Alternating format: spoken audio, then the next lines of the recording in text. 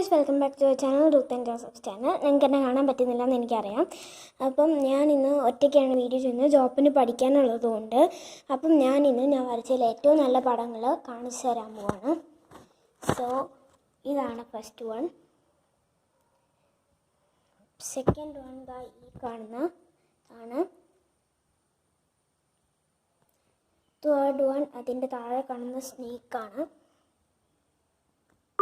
പിന്നുള്ളത് ഞാൻ കാണിച്ചു തരാൻ വേണ്ടിയാണ്. പിന്നെയുള്ളത് കുറച്ച് പൊക്കത്തിലാണ്. ഇത് ആംഗ്രി ബേർഡാണിത്.